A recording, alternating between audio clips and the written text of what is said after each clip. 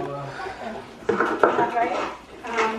For those of you who spend a lot of time here in Binghamton, you already know Edmond. For the rest of us who've been over to his studio, we've had that pleasure and the blessing of being able to do yoga, meditation, poetry workshops. You have a truly beautiful, blessing heart that you give to us, and we're grateful to have you here this morning. Thank you. To share some more of your knowledge. Insights. In your insight. Thank you. There's a Everyone, build-up. welcome. I was telling you. I hope I get rise to it. Hello. There we go. Super.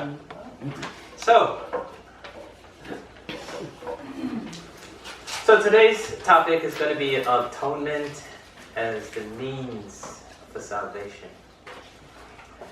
So I'll begin it with a little poem that I found by Juan Roman Jimenez. I am not I am this one, walking beside me whom I do not see, whom at times I manage to visit, and whom at other times I forget.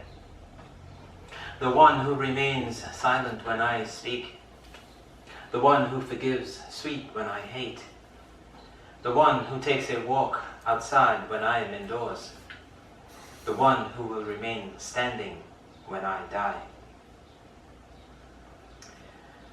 So, we'll kind of go into that poem a little bit, but just the basic idea of what it gives is that sense of myself not being the self that I'm usually aware of, right?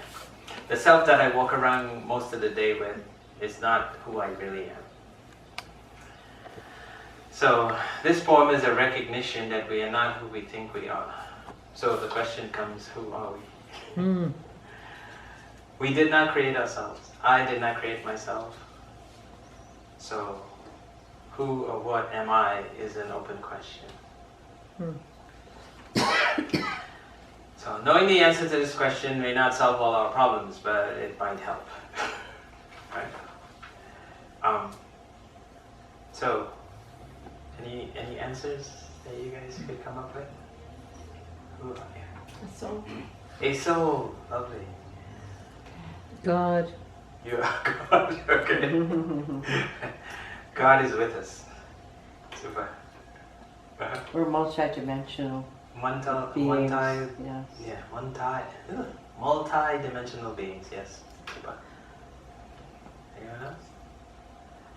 The spirit within. Spirit within, super, super. Child of God, that sounds familiar, yeah. Breath within breath. Yeah, super. A spiritual being having a physical experience, right, is another nice thing. So all of these are, and many more, are all good answers, and they're attempts for us to quantify something that we really can't quantify, right? Who we are is really unlimited and infinite. It's hard to put a limit on who it is, on who we are. So in essence, we are infinite beings. Although we don't normally realize that and behave in that way. This is the truth of who we are.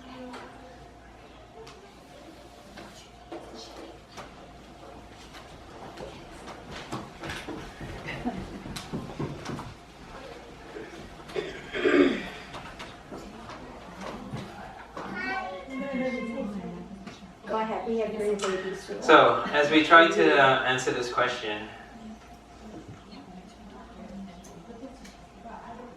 more and more we come to realize that we can't define who we are exactly. So,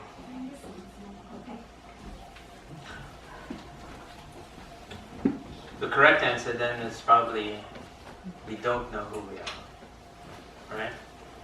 Out of all the answers that we gave, it kind of shows that we really don't know who we are. We have a sense of who we are as individuals, right? As the little I, as the one who's walking around making decisions, all these things. But that's not really who we are. We have that sense of there's something more to who I am than what I experience of myself all day. So,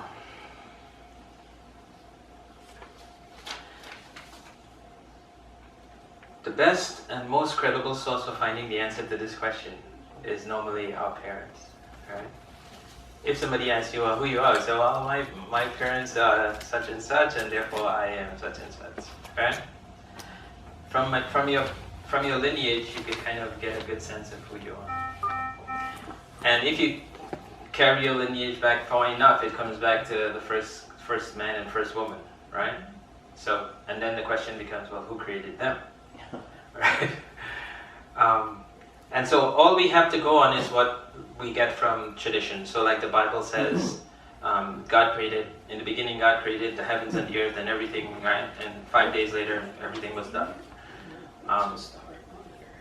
Including us.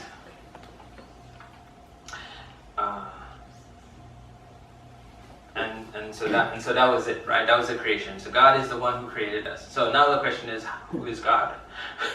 Right? We have to kind of understand something about God in order to understand something about ourselves. Right? And I must confess that my first thought after reading through this Genesis 1 again, in order to write this whole thing, I was kind of disappointed because the whole thing sounded like it was written for a 5-year-old. And it was just like kind of, wow, if God who knows everything and is all powerful and he could have done a better job, I thought, was like writing this.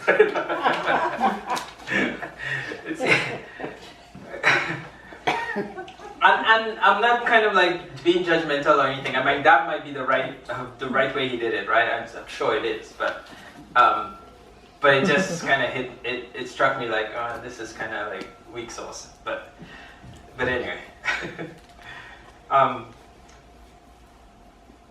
So after considering my response, kind of rethink it for after a while, I decided it makes more sense to consider it from God's perspective, right? For someone who is all-knowing and all-powerful and all-present, right? And knowing that you're talking to somebody who is not going to be in that kind of, at that level, you kind of have to tone it down a little bit, right? You have to.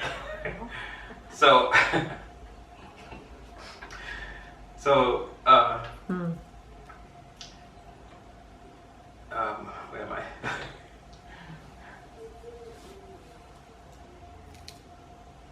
So I came to the conclusion that either the first primer is correct for a 5-year-old, right? That's the level that they at. So first primer, reading book is the best thing, right? Shakespeare will come later, right? When they're able to appreciate all the sophistication and subtlety, right? So that's why I left that. But anyway, I digress. So, as mentioned above, God is the awesome creator of the universe and everything in it. And being omniscient, omnipotent, and all-present, God created perfection. Somebody who is omnipotent, all-knowing, and all-present there's no room for error, right? It's only if you don't know everything that there's a possibility that there's some error that could creep into your creation. But if you know everything, and all powerful, right? You could do anything you want, and you're all present for everything, and in everything, then there's no room for error, right? So that's a very important point to remember. So what God created is perfection. So there's no room for imperfection. We live our lives during the day, and we always constantly in this a state of mind where we are judging whether this is good or not good, right? Everything that comes up, it's like, is it good or is it not good? Is it something that meets my idea of perfection or not, right? So that's kind of like a wasted effort, because we should realize the truth of it is that God created everything and everything is perfect. That is really a hard thing for us to kind of wrap our minds around, right? But what else? What other solution can anyone suggest? it has to be that way, right? So if we see imperfection to any degree, it's not God, it's us. Does that make sense? Mm-hmm. So this is why I went into that little thing about how I felt at the beginning after reading Genesis, and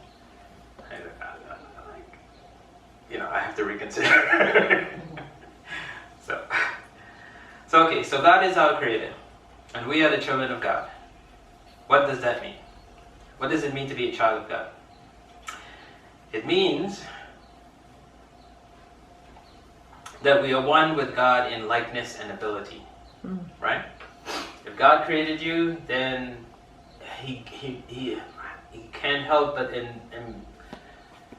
endow you with all the qualities that He has, right? Without exception. So we have the same potential as God does, right? Just as a little baby has the same potential as his parents, right? If you're a human baby, then you have all the potential of being a human adult, right? But we're not necessarily expressing it at the present moment. So, being God children, it should not surprise us. It should not be surprising and only reasonable that we too must possess godlike characteristics and abilities. In particular, the ability to create through our speech and through our actions and through our thought, but mostly through our speech, right? As Christ demonstrated on multiple occasions. In particular, there's one he says, I tell you, if you have faith the size of a mustard seed, you can say to this mountain, move from here to there, and it will move. Nothing will be impossible for you. Right? So this is an example of creating something just through speaking. And there are many more examples, of course, in the Bible, but this is the potential that we have. This is the potential that's dormant within our own psyche. And we have to wake up to it. Sooner or later we will, because that's the destiny, right? A little kid, you look at a little kid and they can't even walk straight and da-da-da-da-da, but they will come to a point in time when all that stuff will be just automatic, right? As they grow up, right, all of that stuff is automatic. So it's the destiny. And that is our destiny, to be godlike, right? To really express divinity, which is in us already. So,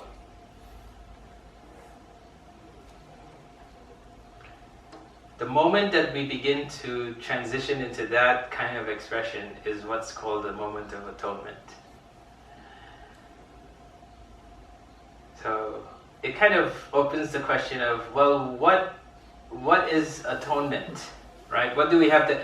Typically, the meaning of atonement is, I did something wrong and now I have to atone for it, right? And usually there's some kind of punitive kind of result from that, right? Punishment or something, or condemnation or something. But the way that it's expressed in the Course in Miracles is really more of the idea of an error, right? And typically we say, if you commit a sin, then you have to atone for it. But the word sin, it was really originally meant to be a correction of an error, right? You missed the mark, and so that was the sin.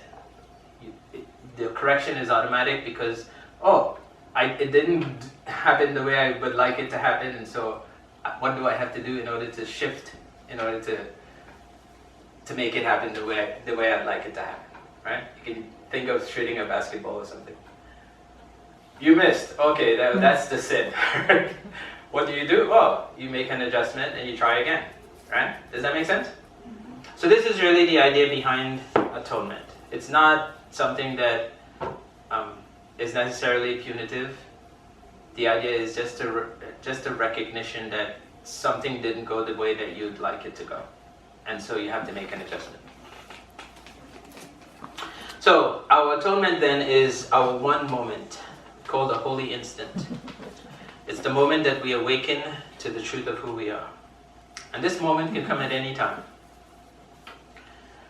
It is the moment of realizing and accepting the truth of our true identity as divinity. We are gods.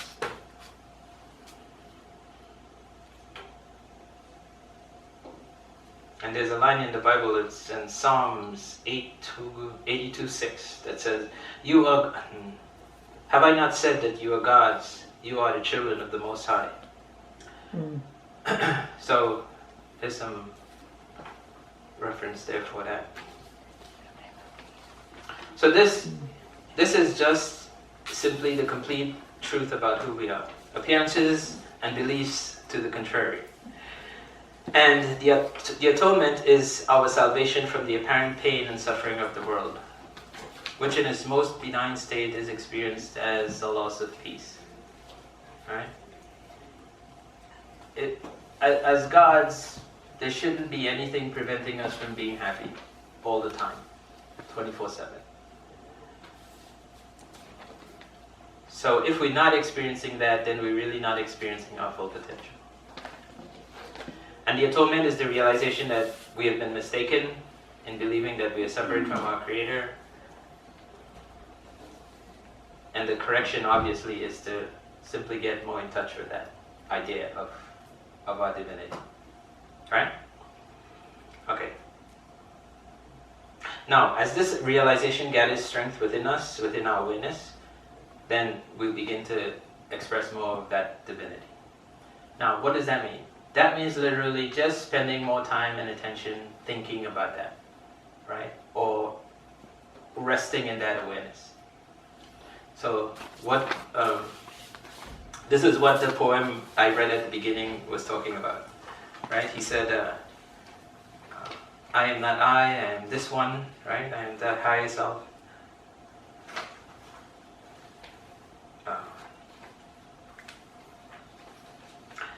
Juan Ramon Jimenez is referring in his poem. He realizes that the I experience, the little I self-experience, is not our true identity, and our divine self is our true identity. This divine self is right beside us, as close as our shadow, as close as the very breath that we breathe. Our divine self is the one whom we do not see, whom at times we manage to visit and at other times we forget. Our divine self is the better part of us, the part who is silent when we speak, who forgives sweet when we hate, who seems to be apart from us when we become distracted and blindly engaged in the world through one object of desire or another. That better part of us is our higher self, the divine within us, our true immortal identity. And it remains one with our Creator, even when our relative life ends, right, when we die. So this divine self is the self we need to deliberately spend more time with if we wish to accelerate our awakening, the moment of our awakening, our holy instant. And so the question becomes simply then one of, what do we do? What do we engage in order to bring that awareness of our divine self and more into our consciousness? Meditate. Yeah, meditation is a really good one, but there are other ways, right? Such as? Dancing, yeah. Anything that brings you great joy, right? Anything that works for you, because we're all different in that sense. Prayer, right?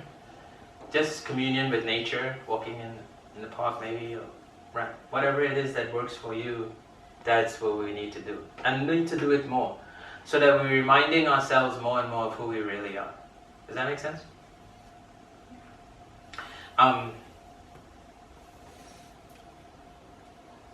Appreciating beauty in anything that we see or notice. So this is the means for our salvation, right? Spending more time appreciating the presence of divinity within everything, including ourselves, right? So I want to end with a little bit of meditation, and just for about 3 or 4 minutes, just sit in that silence and bring to your awareness, this idea of who you are, your real self. Okay? So close the eyes, leaving aside all worries or concerns. Just imagine yourself walking away from the world, from the cares of the world, and coming into the world of peace and harmony as God would create it, not necessarily as we experience it. And just keep relaxing deeper into the silence of that awareness.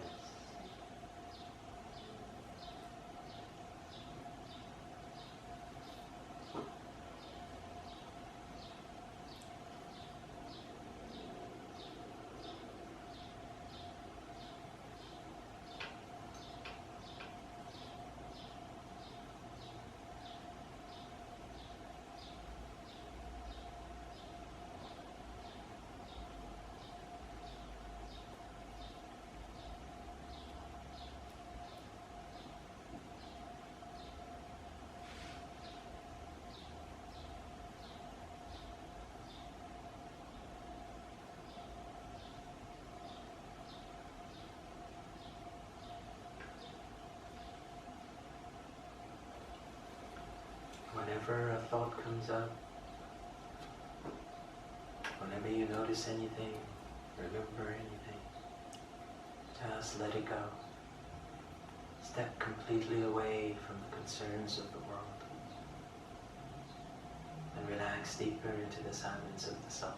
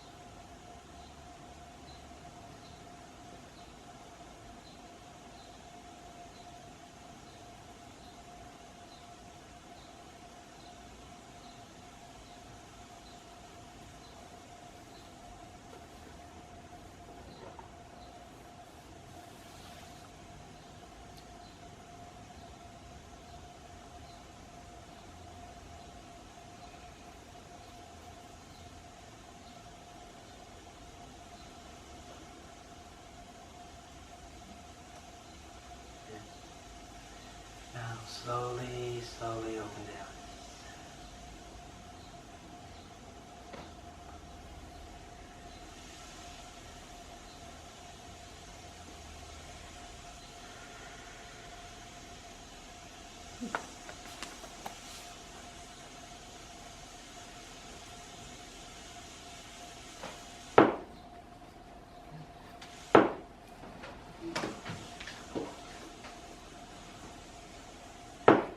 So how was that?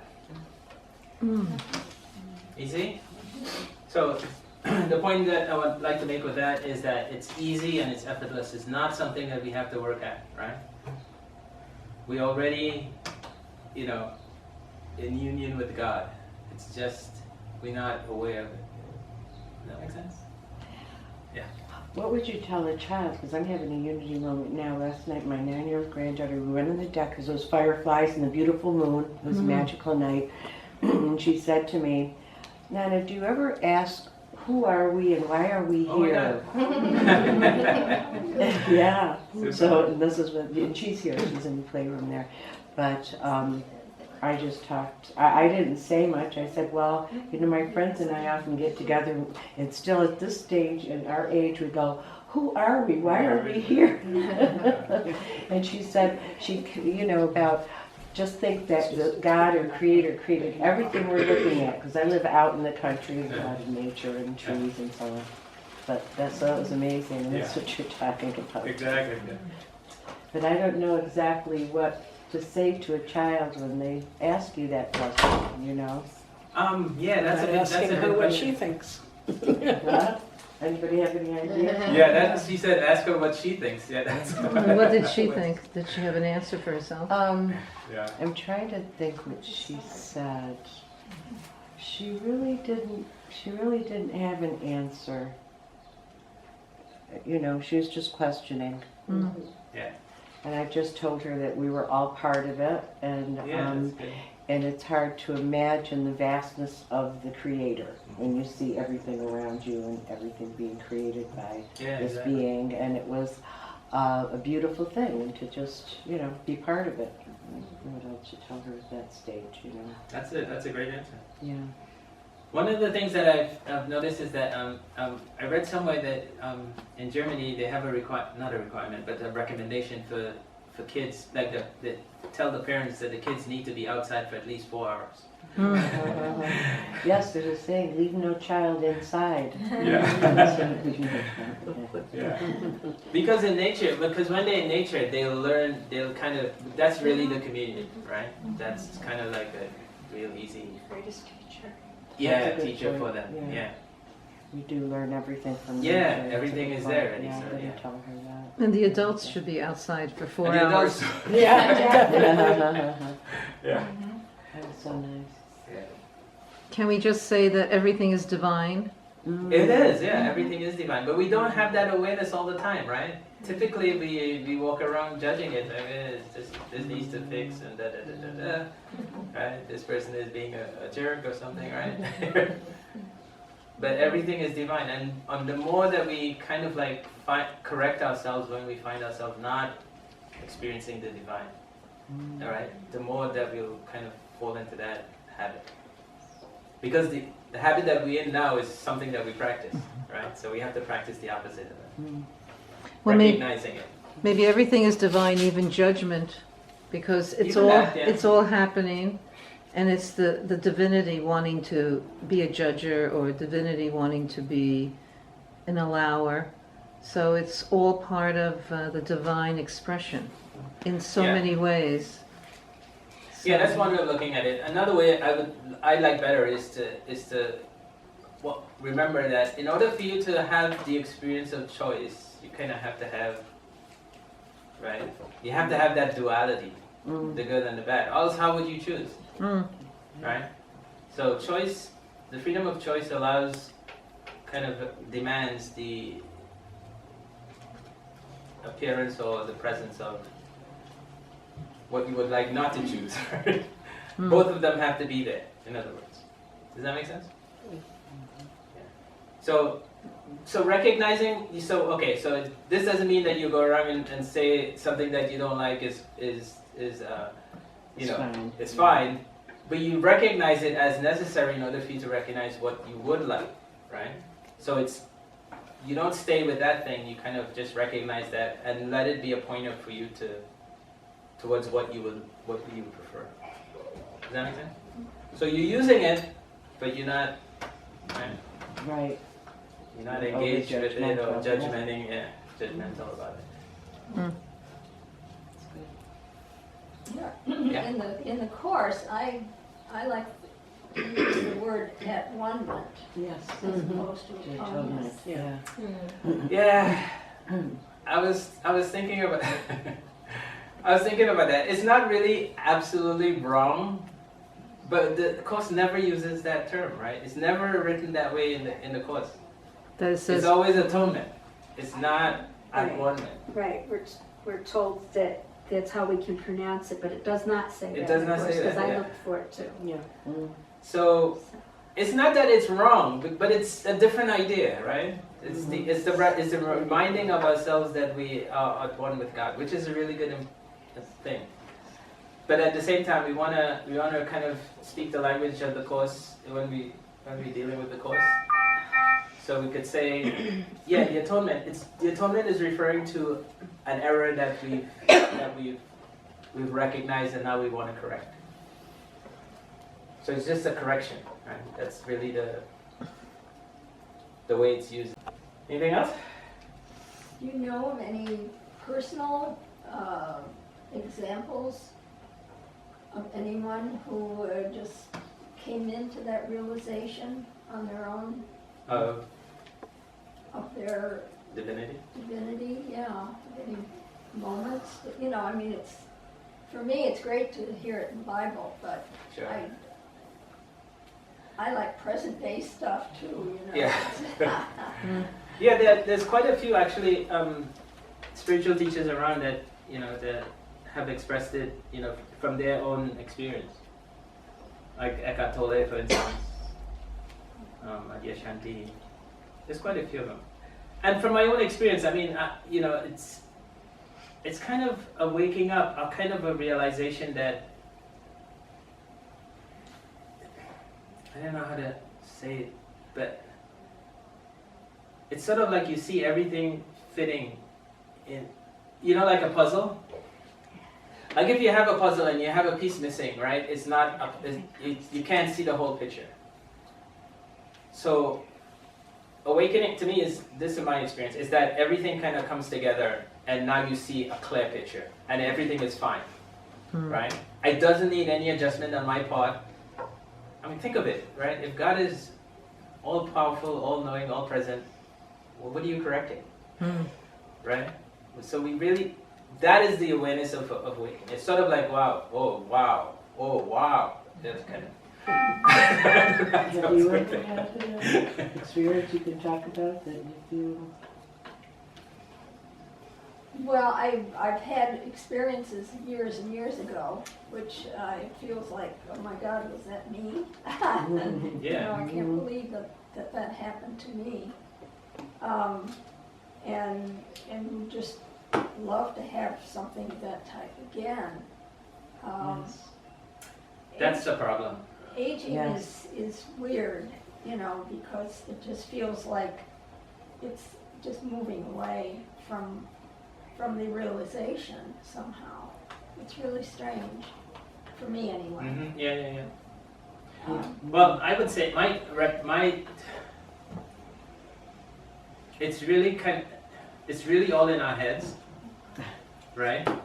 The way that we experience things depends highly upon how we think about it.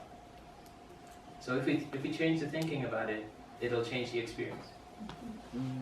So again, it's like a simple little switch, right? You say, wow, that looks horrible. I go, oh, that's necessary because something else is needed in order to contrast that. It's a change, it changes your experience of it, right? You can't look at it the same way again. Does that make sense? So that's the practice. That's the practice that I'm recommending, is that we look at things and just remember, you know, it's there for a reason. If it wasn't needed, it wouldn't be there. So everything is serving a purpose. Whether it looks to us like it's bad or not, it doesn't matter, right? Now, that does not mean that we go around and just like, right? The other part of it is the part of inspiration. If you get a strong inspiration to do something about some situation, you go ahead and do that, right? Because now you're following in that place, right? But you're not doing it in order to correct something that's some mistake that God made. Does that make sense? You're doing it because it's inspired in you, right? You're not trying to fix anything in order to make it be a certain particular way, but you feel inspired to participate in doing something about this. For instance, if you notice that there's, you know, garbage all around and you go and you pick up some garbage, you're not attached to it not necessarily being completely free of garbage. Does that make sense? Like when you're doing it, you don't want to be complaining about why Exactly. did people put this garbage here? Yeah, with the right attitude, it's really important, right? Yeah, exactly.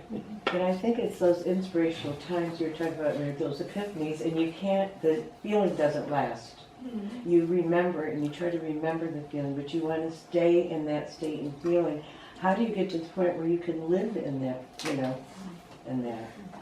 And that's a good question too. Yeah, because it was decades, a few weeks ago, I had one of those experiences out of nowhere. I was shocked because it literally been decades. And I've been thinking about it, writing about it, but I couldn't retain the feeling of it, you know. But the knowledge is still there, but the feeling is not. So, Yeah, and so I know I hear that all the time, but it's really not true. I mean, miracles are happening all around us all the Every time, day, Yes, I every know. but day. we're just not paying attention, You're right. right? We caught up in something of, oh, I gotta do this, or da da da, this is not right, and da da da, right? That True. takes all of our attention away. That's true. When you woke up this morning and you looked outside and the sun was shining and you said that what that was a moment, right? You missed it if you didn't like say, oh wow, beautiful day, right? Oh, yeah. See, that's the miracle. And that's what the practice is. It's really like spending every experience that you have with awareness, right? That this is not every day. Right?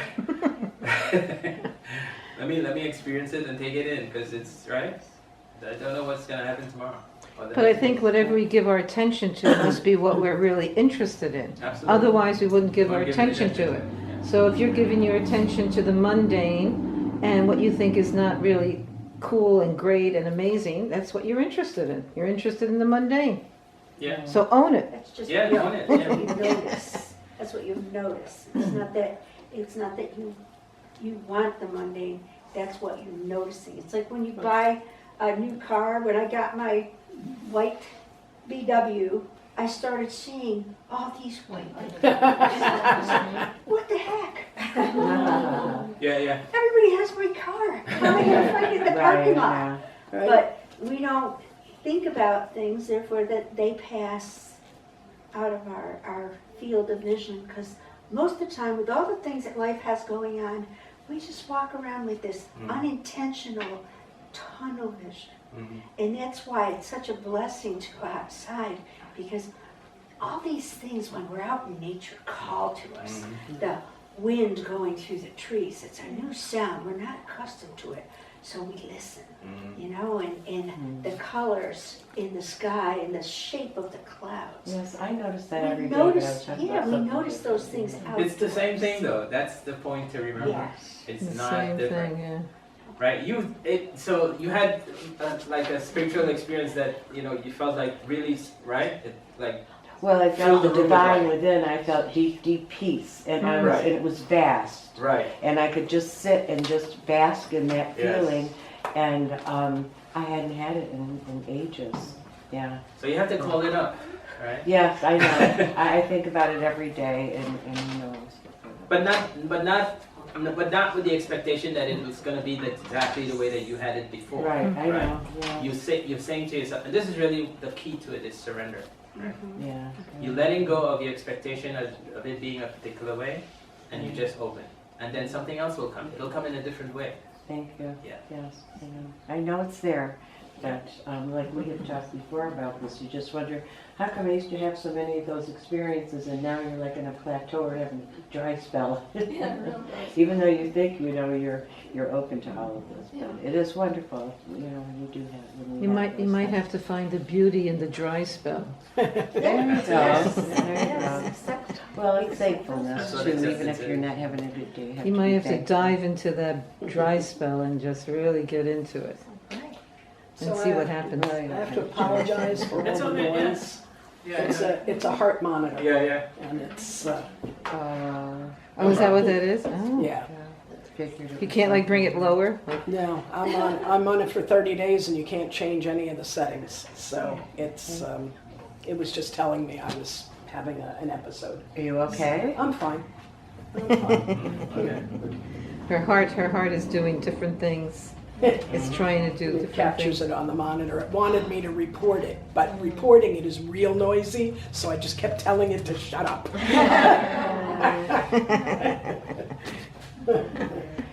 All right. Any questions? I think that's good enough. Thank you. What you were saying kind of reminded me of a text I got from Kathy. You guys know Kathy. And she sent me a text after our lovely night at First Friday, and it said, the world doesn't need you to save it. the world needs you. to Oh, love it. yeah, right. And there's where the seed Mm. Beautiful. And I thought they were so simple but profound. Okay, now we are, I just wanted to mention that we missed the announcements. because I don't know any announcements. Does anybody else have an Oh, I know, announcement? it's for others to give also, besides what you have. Okay, So the announcements, we just want to say that next week we have Rick Gridley, and it's the third Sunday of the month for a monthly potluck. Those who want to join us and bring food and hang out together after service. That's the 16th of Sunday.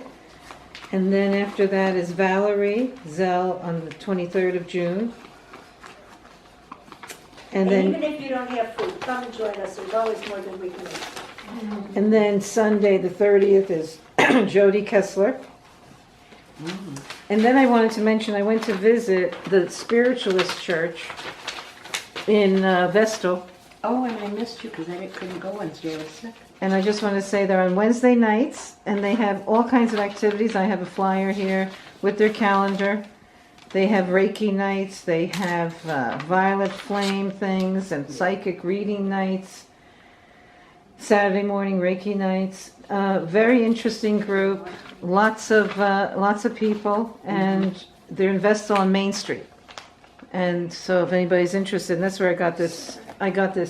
Oh, I was going to ask you if Crazy you got that from looking fan. Don. They're my neighbors. He makes those. Don, the Yeah, Don minister's makes these, husband. and he Yeah. makes also dowsing He rods. does dowsing rods. He does jewelry, and So this is bear, and this is horse, and this is you have some turkey, there. pheasant. Yeah. So, It's beautiful, beautiful. so anyway, wanted to recommend that group, if anybody's interested. I've tried here before. I've been going there for years. Yeah. I never miss, but it's Wednesday. I was sick. So letting everybody know it exists, it's there. It's a nice group. Oh, I'll have to ask my friends if they don't know. All right. So So- now we're going to do the offering. There's something- Notice it. All right, call to worship. Welcome everyone to today's service here at Unity. There it is. Let us read together the call to worship. There is But one presence and one power in the universe and in my life, God the good, the omnipotent. And now Rose is going to do our congregation song, Thank You, Lord. Thank you, Mary.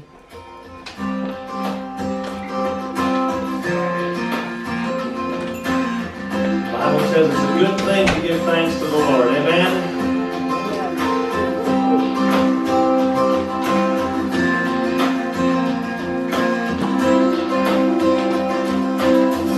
I come before you today, and there's just one thing that I want to say. Thank you, Lord. Thank you, Lord, for all you've given to me, for all the blessings that I cannot see. Thank you, Lord. Thank you,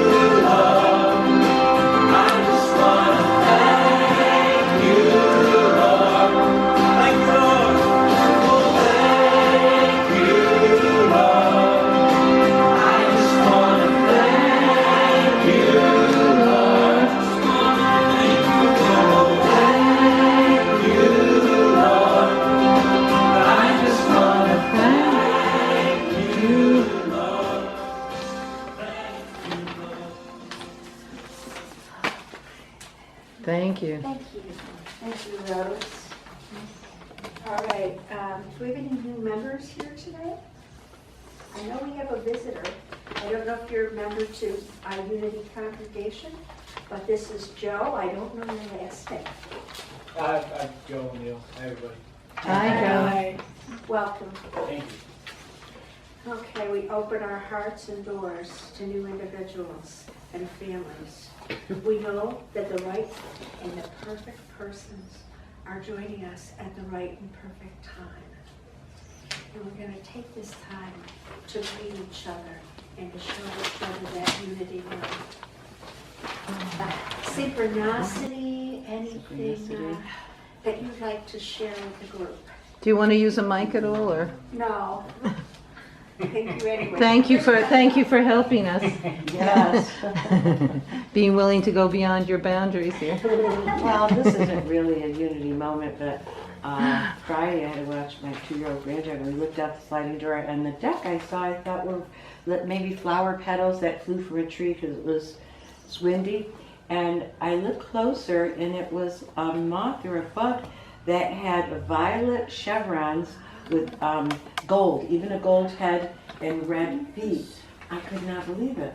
And I took a picture, sent it to my daughter, and I said, I think these are magical bugs or something. And she looked them up, and they're actual maple bugs. They hatch on maple trees, and I have a lot of maple trees. I've never seen them in my whole life, in 74 years, seen anything like that. Wow. But they were gorgeous. I have a picture on my phone if you want to see it. They didn't look real. I'd like to see a it. perfect chevron with purple in the gold. You've ever seen it? I was just Not purple and astounded. gold. Yeah, gold. Yeah. And that's I not thought like that was a kind of mutation or something? No, It's it's a real an bug? actual Latin name, and it's a maple moth, but I can show you a picture. Yeah, I'd like to see it. Anyway, I'd like that to was see a it. delight. It was like a Wow. Just an update on Nadine's daughter-in-law. She had her surgery Wednesday. I don't know if she's actually out of the hospital today, but Monday I was blessed to have Nadine and her granddaughters over to the house. And the littlest one, Carmelita, started dancing in my living room. Oh. And then her sister Raven got into it, and they said for me and Nadine to come and dance with them. And I've had this spirit of dancing in the house ever since. It was Monday. It was Wow. Monday. And I still just want to dance around that little meditation room. And, just such a blessing to me. How sweet. Well, maybe we can dance later to the next song. So we just have to keep our hearts open to opportunities, I guess. Yeah, right. Blessing of prayer request. Yes, does anyone have a prayer request? No prayer request? Oh, you mean out loud Okay. prayer request? Do we know Yes. any? Yes. Or we also just, We could do, Or or we we could just do the prayer blessing. we just do the blessing and we can deposit the prayers in the box in the Right. back. Unless we want to give an oral prayer. So we can do a blessing We request. could do a Okay, peace well, prayer or let's do our something. prayer. Okay.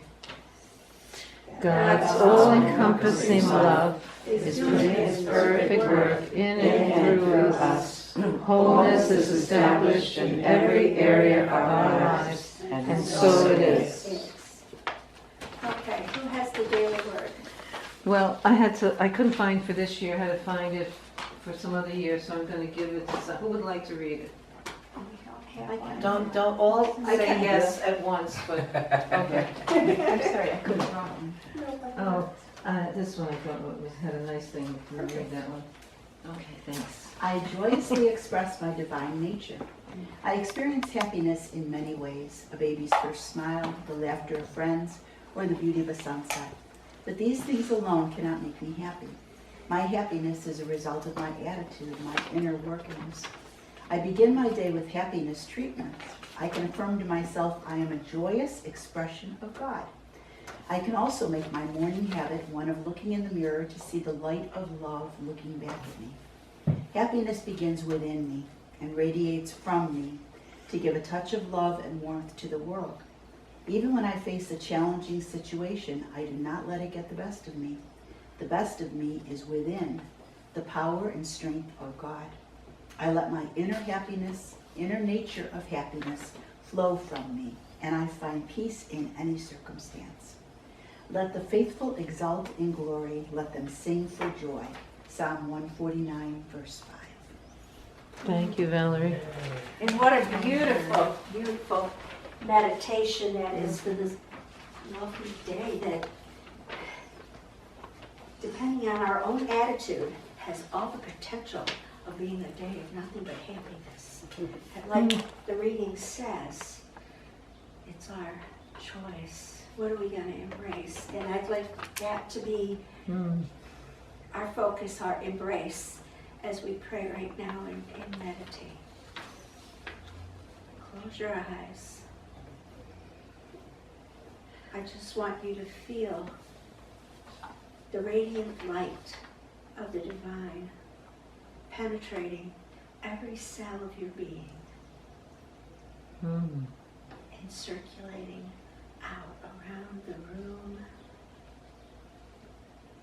around our city, our state, our country.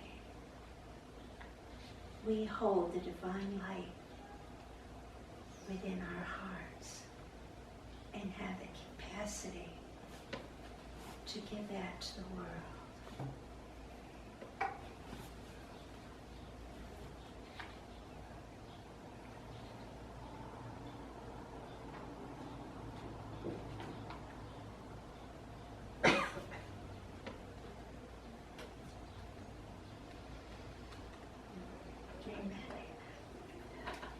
Amen. Thank you.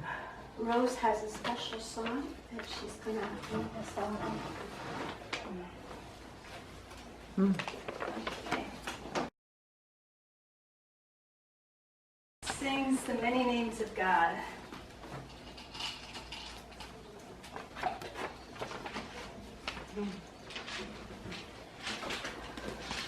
So it's also a celebration of diversity of the religions, how so many religions have different ways of speaking that name.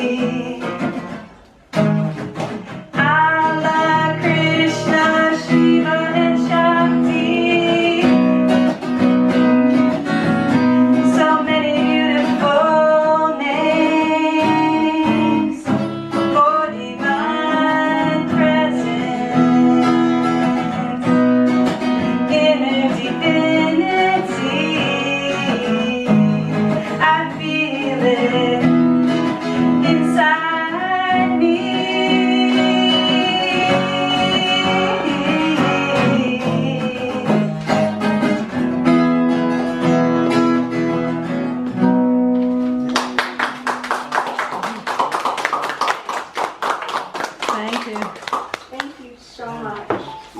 Edmond, are you going to use this program? We have a divine offering. Blessing of divine love. Point. The blessing of the love Oh, offering. I'm on the wrong page. And love. Here it goes. I lost my Do the love job. offering. Right, that's next. Yeah. Can't follow the program. All right. Ready? Divine love through me blesses and multiplies all that I give, all that I receive, all that I have, and all that I am. All the destruction caused by the earthquake.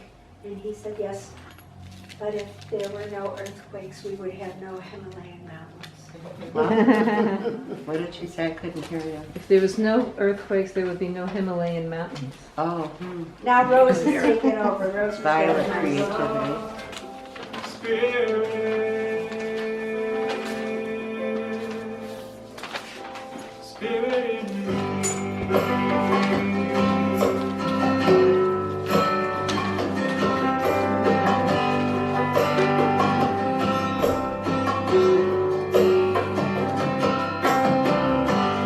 Now my voice sings your song.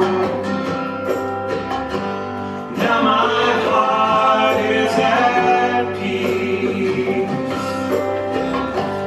Now my soul is the laughter of a child.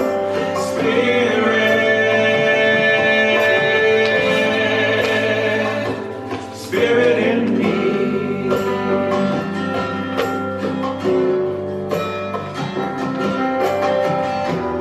And so it is.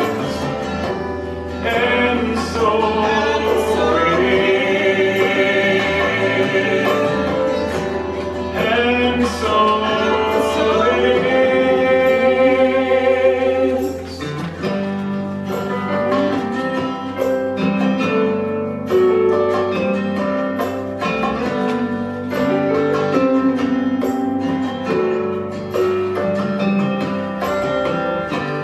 Now my hands do your work. Now my lips speak your truth. Now my life is the image of your love. Spirit, Spirit in me.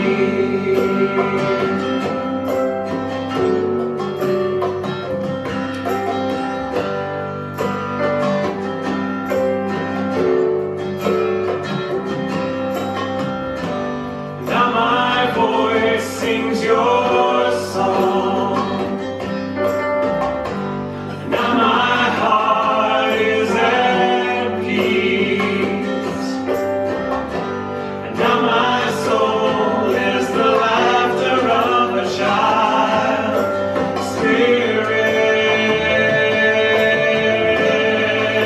Spirit, Spirit in me.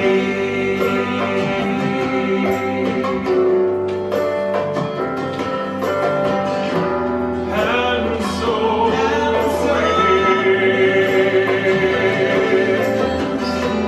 And so it is.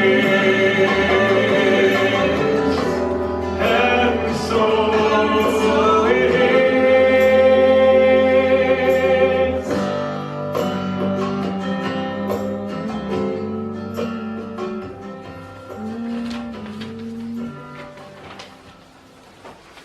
Okay, let's all come together.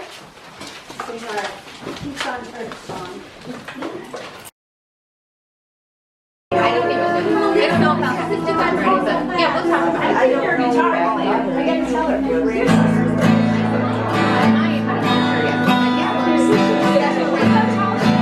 I like the music. Yes. Good. She looks like an actress. She looks She looks like Yeah, she looks like an angel. We have to get her to talk.